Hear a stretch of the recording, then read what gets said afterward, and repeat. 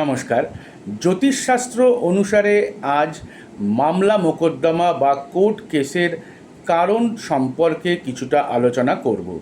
মামলা কেন হয়, মামলা কখন হয় জানবেন। মেনে চললে জ্যোতিষ বাণী এই মামলা মোকদ্দমা থেকে নিষ্কৃতি বা নিষ্পত্তি পাওয়া যায়। অল্প সময়ে সংক্ষেপে দু চারটে যুক্তি দেখাবো, সব বলা সম্ভব নয়।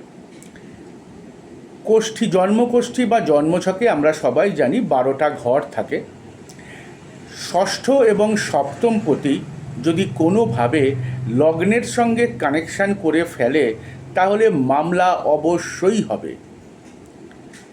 আবার এই ষষ্ঠপতি এবং সপ্তমপতি অর্থাৎ 6 এবং 7 নাম্বার ঘরের মালিক যদি স্থির রাশিতে থাকে তাহলে সেই মামলা দীর্ঘসূত্রী হয়। দীর্ঘসূত্রী মানে দীর্ঘায়িত হয়, অর্থাৎ অনেক দিন ধরে মামলা চলতে থাকে। স্থির রাশি কাকে বলে? জ্যোতিষশাস্ত্রে বৃষ, সিংহ, বৃশ্চিক এবং কুম্ভ রাশিকে স্থির রাশি বলা হয়ে থাকে।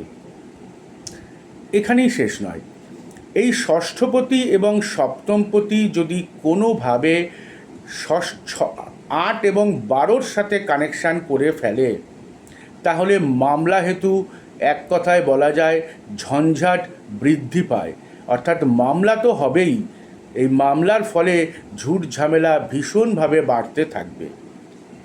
কোনোভাবে যদি জন্মছকে দ্বিতীয় পতি রবি যুক্ত হয়ে নিচস্থ হয়ে যায় বা দুস্থানে চলে আসে, পাপ পীড়িত হয়ে যায়, তাহলে মামলা হওয়ার সম্ভাবনা প্রবল থাকে।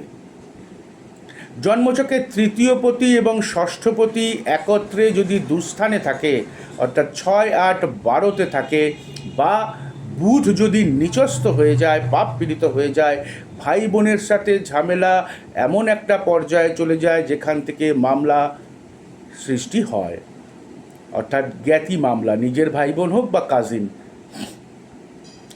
এর সাথে জানবেন বৃহস্পতি কেতু যদি একত্রে অষ্টমে থাকে তাহলে দেবোত্তর সম্পত্তি নিয়ে মামলা দেখা যায়। দ্বিতীয় পতি এবং 11 পতি যদি ষষ্ঠে বা অষ্টমে থাকে তাহলে মামলা তো হবেই, এখানে কিন্তু রাজদণ্ড হয়ে থাকে, মামলা মোকদ্দমা সহ রাজদণ্ড। অষ্টমে যদি এক বা একাধিক অশুভ গ্রহ থাকে শুধু মামলা নয়, গুপ্ত শত্রু থেকেও ভীষণ ক্ষতি হয়ে থাকে। বহু কারণ আরও আছে, আজ এখানেই শেষ করছি। ভালো থাকবেন, নমস্কার।